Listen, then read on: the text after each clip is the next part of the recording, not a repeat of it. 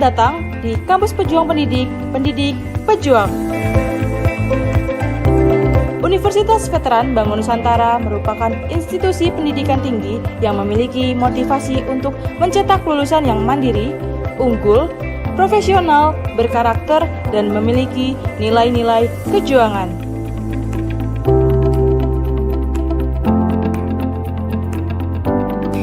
Saya Rektor Universitas Veteran Bangun Nusantara, Profesor Dr. Farida Nugrahani Magister Humaniora. Misi Universitas Veteran Bangun Nusantara adalah terwujudnya universitas yang unggul, berkarakter, mandiri, dan memiliki nilai-nilai kejuangan.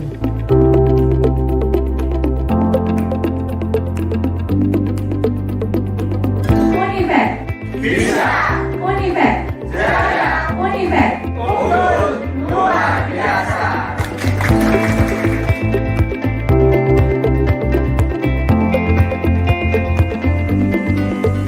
Kampus Universitas Veteran Bangun Nusantara terdiri dari 6 fakultas unggulan dan 1 program pasca sarjana.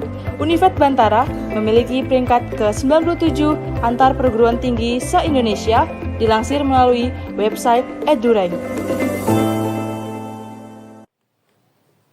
Assalamualaikum warahmatullahi wabarakatuh.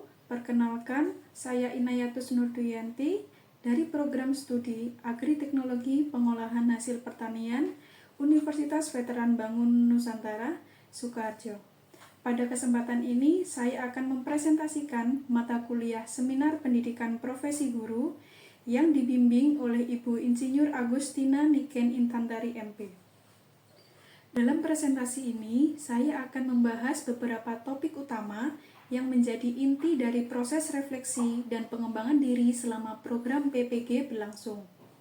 Dimulai dari identifikasi diri sebagai calon guru, review pengalaman belajar yang saya alami, refleksi yang mendalam atas proses tersebut, desain inovasi pembelajaran yang saya rancang dan terapkan, hingga rencana tindak lanjut untuk perjalanan saya ke depan sebagai pendidik.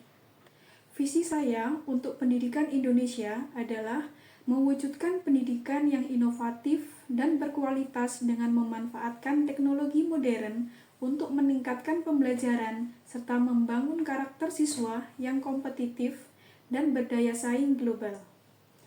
Maksud dari visi ini adalah saya ingin pendidikan di Indonesia menjadi lebih maju, mengikuti perkembangan zaman dan tidak tertinggal dari negara lain. Dengan teknologi, pembelajaran bisa dibuat lebih menarik, mudah diakses, dan sesuai kebutuhan peserta didik. Selain itu, saya percaya bahwa pendidikan juga harus membentuk karakter yang kuat agar peserta didik siap menghadapi tantangan di masa depan.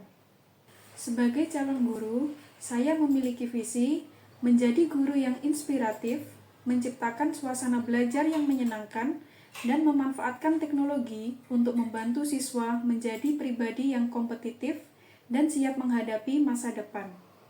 Saya ingin menjadi guru yang bisa memberi semangat dan motivasi kepada peserta didik. Saya ingin mereka merasa nyaman dan senang saat belajar.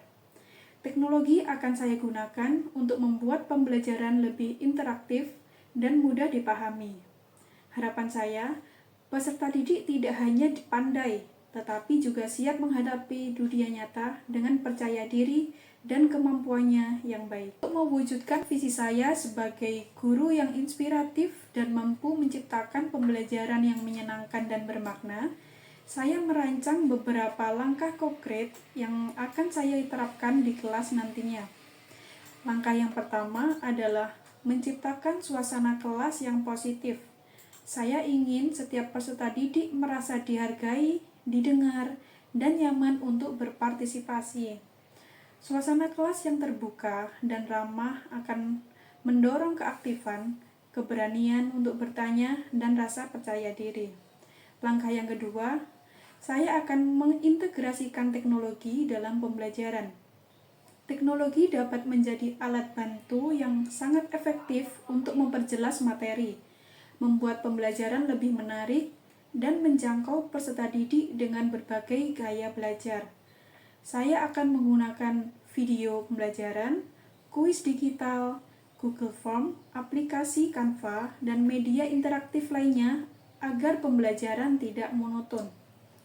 Kemudian, saya juga akan menerapkan metode pembelajaran yang aktif dan menyenangkan, seperti diskusi kelompok, proyek, studi kasus, dan permainan edukatif.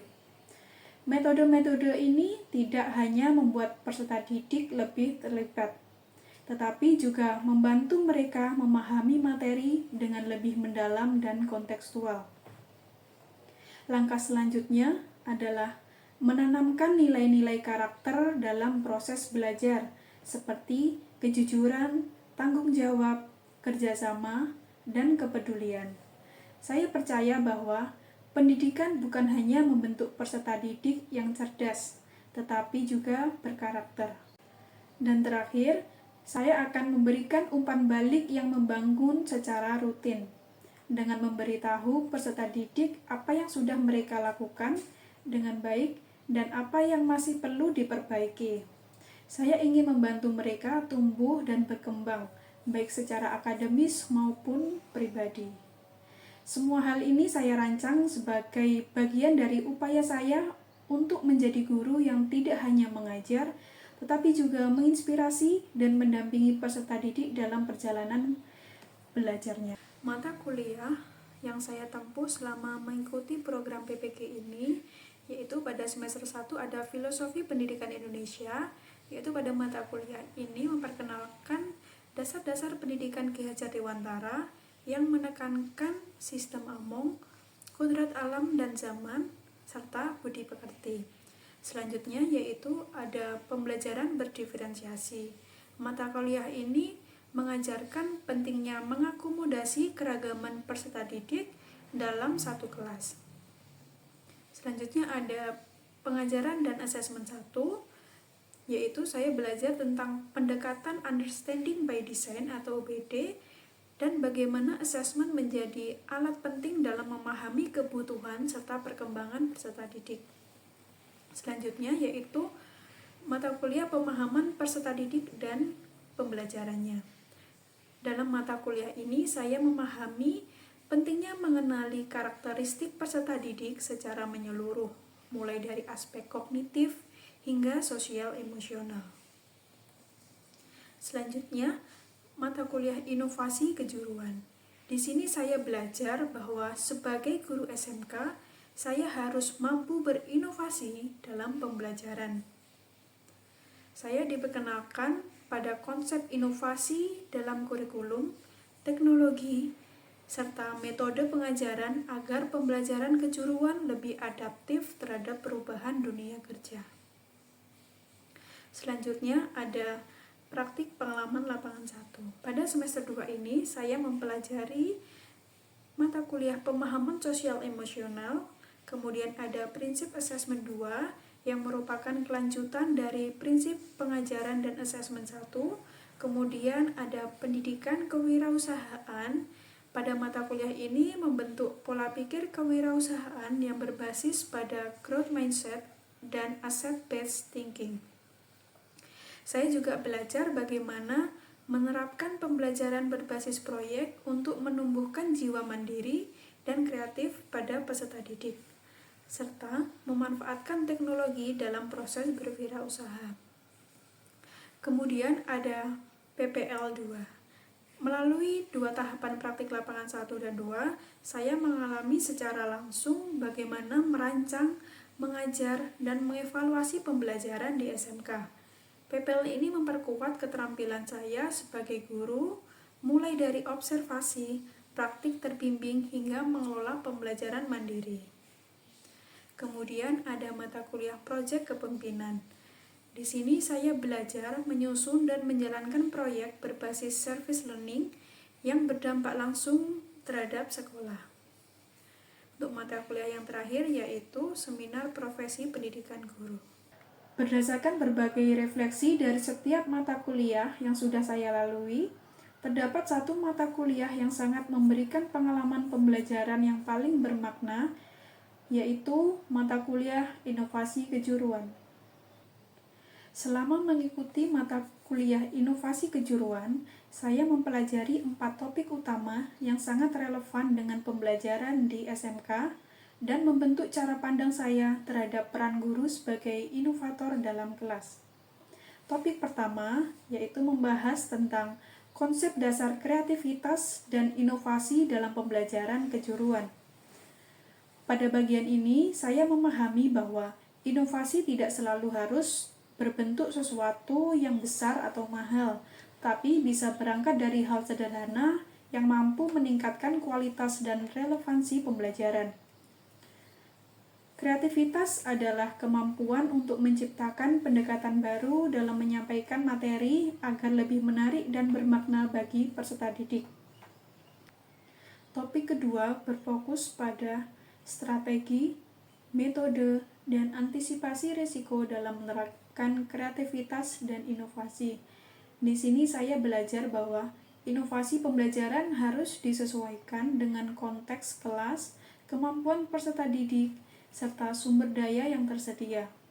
Guru juga perlu melakukan perencanaan matang dan memperhitungkan risiko seperti kendala waktu, keterbatasan alat, atau tingkat kesiapan peserta didik agar inovasi yang diterapkan tidak justru menghambat proses belajar. Topik ketiga yaitu tentang penerapan kreativitas dan inovasi dalam pembelajaran kejuruan. Saya mempelajari bagaimana menerapkan model-model pembelajaran inovatif seperti project-based learning, problem-based learning, hingga interaksi teknologi digital. Topik ini memberikan banyak inspirasi untuk mendesain pembelajaran kejuruan yang tidak hanya berfokus pada teori, tetapi juga menekankan aspek praktik dan keterampilan hidup.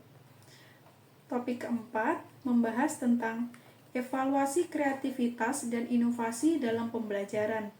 Evaluasi di sini tidak hanya sebatas penilaian hasil belajar saja, tapi juga mencakup penilaian terhadap proses, efektivitas pendekatan, dan dampaknya terhadap keterlibatan serta perkembangan peserta didik. Saya belajar menggunakan instrumen reflektif, rubrik, serta penilaian formatif untuk menilai keberhasilan inovasi secara komprehensif. Selama mengikuti perkuliahan inovasi kejuruan, saya mendapatkan banyak pembelajaran yang bermakna dan membuka wawasan baru dalam merancang pembelajaran yang relevan, terutama untuk peserta didik SMK. Beberapa hal penting yang saya pelajari antara lain adalah pentingnya kreativitas dan inovasi dalam menciptakan pengalaman belajar yang menarik dan efektif. Saya menyadari bahwa pembelajaran tidak harus selalu bersifat konvensional. Guru harus mampu menciptakan suasana belajar yang dinamis dan sesuai kebutuhan zaman. Saya juga belajar bahwa penggunaan teknologi sangat penting dalam meningkatkan kualitas pembelajaran. Teknologi tidak hanya berfungsi sebagai alat bantu, tetapi juga sebagai jembatan untuk membangun interaksi yang lebih aktif antara guru dan peserta didik. Selain itu, saya mempelajari berbagai strategi pembelajaran yang dapat mendorong peserta didik untuk berpikir kritis dan kreatif. Salah satunya melalui model pembelajaran berbasis proyek atau project-based learning. Pendekatan ini terbukti mampu meningkatkan keterlibatan dan tanggung jawab peserta didik terhadap proses belajarnya sendiri. Yang tidak kalah penting, saya juga memahami bahwa evaluasi tidak hanya dilakukan di akhir saja, tetapi harus menjadi bagian dari proses untuk melihat efektivitas pembelajaran, memperbaiki strategi, dan memastikan tujuan tercapai. Pengalaman belajar yang paling bermakna bagi saya terjadi saat mempelajari topik 3 dalam mata kuliah inovasi kejuruan, yaitu tentang penerapan kreativitas dan inovasi dalam pembelajaran kejuruan. Topik ini sangat relevan dengan kondisi di sekolah menengah kejuruan karena langsung berkaitan dengan bagaimana guru bisa menciptakan pembelajaran yang menarik, praktis, dan sesuai dengan kebutuhan dunia kerja. Dari topik ini, saya belajar sebagai guru SMK, saya tidak hanya perlu menyampaikan materi, tetapi juga harus bisa menyusun pembelajaran yang benar-benar melibatkan peserta didik secara aktif. Salah satunya adalah dengan menggunakan model pembelajaran berbasis proyek atau project-based learning yang dikombinasikan dengan teknologi digital. Dengan pendekatan ini, peserta didik diajak untuk menyelesaikan tugas atau proyek nyata secara berkelompok. Misalnya, mereka merancang suatu produk, membuat presentasi, atau memecahkan masalah dari studi kasus. Selama proses tersebut, mereka belajar untuk berpikir kritis, kreatif, bekerja sama, dan bertanggung jawab. Secara lebih rinci, pada topik 3 ini dijelaskan bahwa penerapan kreativitas dan inovasi dalam pembelajaran kejuruan dapat dilakukan baik sebagai materi ajar maupun sebagai alat bantu pembelajaran. Sebagai materi ajar, kreativitas dan inovasi dapat diintegrasikan dalam berbagai mata pelajaran kejuruan untuk memperkaya pemahaman peserta didik terhadap proses berpikir kreatif dan problem solving. Sedangkan sebagai alat bantu, kreativitas dan inovasi diwujudkan dalam bentuk strategi, metode, dan media pembelajaran yang kontekstual dan adaptif terhadap kebutuhan peserta didik. Pada topik 3 ini juga membahas pentingnya model pembelajaran kreatif inovatif yang sesuai dengan tujuan pembelajaran dan kreativitas peserta didik. Artefak yang saya pilih yaitu pada demonstrasi kontekstual topik 3. Alasan saya memilih artefak ini karena artefak tersebut merupakan bukti nyata yang mendukung refleksi saya selama mengikuti program BPG. Pada artefak ini, saya menunjukkan kemampuan dalam memilih dan menerapkan metode pembelajaran yang inovatif dan kreatif, yaitu metode pembelajaran project-based learning yang diterapkan dalam penyusunan modul ajar. Modul ini saya pilih karena sesuai dengan karakteristik pembelajaran di SMK dan mendorong peserta didik untuk belajar secara aktif, kolaboratif, serta kontekstual. Pada tahap ini, saya merancang inovasi pembelajaran dengan menggabungkan model project-based learning atau PCBL dan pemanfaatan teknologi digital. Tujuan utama dari inovasi ini adalah meningkatkan keterlibatan peserta didik dalam pembelajaran kejuruan, sekaligus membantu mereka mengembangkan keterampilan abad 21 seperti berpikir kritis, kerjasama, dan komunikasi. Model pembelajaran project-based learning dipilih karena sesuai dengan karakteristik di SMK yang menekankan pada praktik langsung dan pemecahan masalah secara nyata. Dengan pendekatan ini, peserta didik tidak hanya belajar secara teori, tetapi juga menghasilkan produk nyata sebagai bentuk pembuktian pemahamannya. Judul dari desain inovasi yang saya kembangkan yaitu meningkatkan keterampilan peserta didik melalui model pembelajaran project-based learning dan media Canva pada mata pelajaran proyek kreatif dan kewirausahaan. Tujuan dari desain inovasi ini yaitu untuk meningkatkan keterampilan abad 21 atau 4C, critical thinking, creativity, collaboration, and communication peserta didik melalui pembelajaran berbasis proyek atau PCBL yang dipadukan dengan penggunaan media Canva. Desain inovasi yang saya terapkan pada mata pelajaran proyek kreatif kewirausahaan untuk kelas 11 fase F dengan elemen materi kegiatan kemasan produk. Judul topik yang saya ambil adalah desain kemasan produk. Capaian pembelajaran yang dituju adalah agar peserta didik mampu membuat desain kemasan, melakukan proses pengemasan, dan penyusunan label produk secara mandiri. Pembelajaran dirancang secara kontekstual, berangkat dari masalah nyata yang dekat dengan kehidupan mereka, dan diselesaikan dalam bentuk proyek kelompok. Untuk mendukung proses pembelajaran ini, saya menyusun 3 jenis asesmen, yaitu asesmen diagnostik melalui Google Form untuk mengetahui kemampuan awal peserta didik. Yang kedua, asesmen formatif yang dilakukan selama proses proyek berlangsung untuk menilai sikap, keterampilan, dan kolaborasi. Yang ketiga yaitu asesmen sumatif, yaitu berupa post-test melalui Google Form, serta presentasi proyek yang dinilai melalui rubrik. Media pembelajaran yang digunakan pun variatif, mulai dari PowerPoint, video pembelajaran, aplikasi Canva, LKPD, game interaktif, hingga bahan ajar online yang semuanya dirancang agar mendukung keterlibatan peserta didik secara maksimal. Tahapan kegiatan yang pertama yaitu pendahuluan. Di pendahuluan ini diawali dengan menjawab salam, kemudian berdoa, menanyakan kehadiran peserta didik, kemudian ada apersepsi atau mereview pembelajaran sebelumnya, dan pemberian motivasi dari guru ke peserta didik, dan diakhiri dengan asesmen awal. Kemudian pada kegiatan inti, inovasi ini saya implementasikan melalui model pembelajaran project-based learning. Model ini dipilih karena mampu menumbuhkan kemandirian, kreativitas, dan kolaborasi peserta didik dalam proses pembuatan produk. Dalam penerapannya, PJBL memiliki 6 sintaks utama, yaitu menyiapkan pertanyaan mendasar, mendesain perencanaan proyek, menyusun jadwal proyek, memonitor keaktifan dan perkembangan proyek, penilaian hasil, dan evaluasi pengalaman belajar. Pada kegiatan ini, peserta didik dibagi menjadi beberapa kelompok.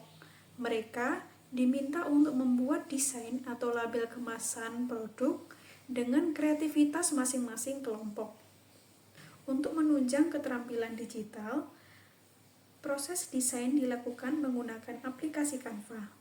Kegiatan ini tidak hanya melatih kreativitas mereka, tetapi juga menumbuhkan rasa tanggung jawab, komunikasi, dan semangat gotong royong dalam kelompok. Hasil karya masing-masing kelompok kemudian dipresentasikan di hadapan guru dan teman-teman sebagai bentuk penilaian hasil proyek sekaligus evaluasi terhadap pengalaman belajar mereka. Melalui presentasi ini, peserta didik dilatih untuk percaya diri, berpikir kritis, dan mampu menerima umpan balik yang membangun. Tahap kegiatan yang terakhir yaitu penutup. Pada kegiatan penutup, saya memberikan penguatan materi tentang pentingnya desain kemasan dalam dunia usaha.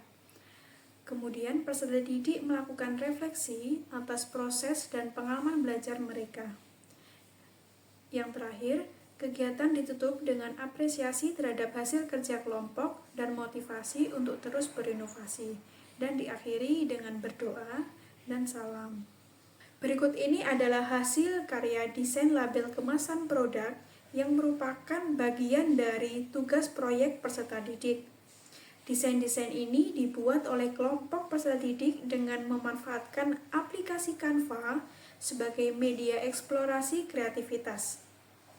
Masing-masing kelompok menciptakan kemasan produk yogurt dengan merek, visual, dan informasi produk yang disesuaikan berdasarkan ide dan identitas kelompok mereka. Kegiatan ini tidak hanya mengembangkan keterampilan desain grafis dan komunikasi visual, tetapi juga melatih peserta didik dalam berpikir kritis, bekerja kolaboratif, dan memahami pentingnya kemasan dalam strategi pemasaran produk.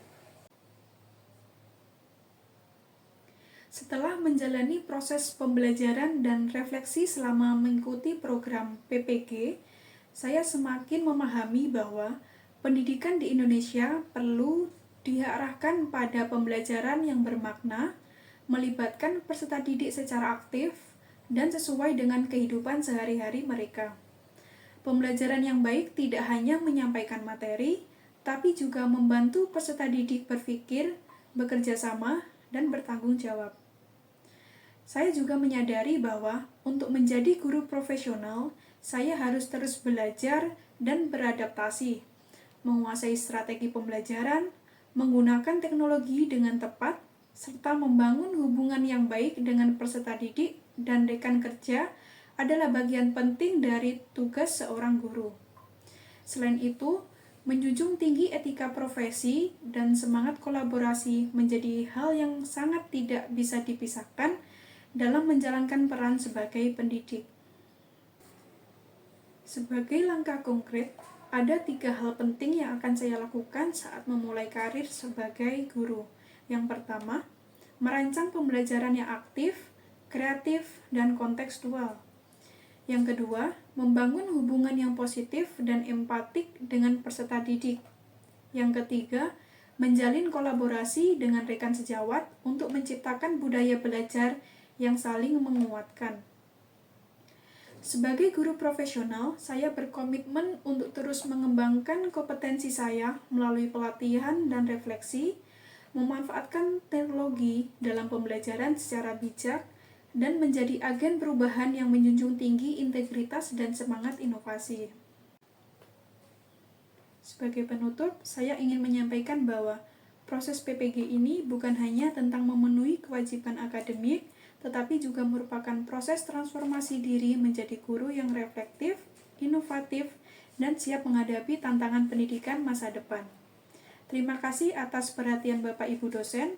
Semoga apa yang saya sampaikan bisa menjadi bagian dari kontribusi kecil kita untuk pendidikan Indonesia yang lebih baik. Wassalamualaikum warahmatullahi wabarakatuh.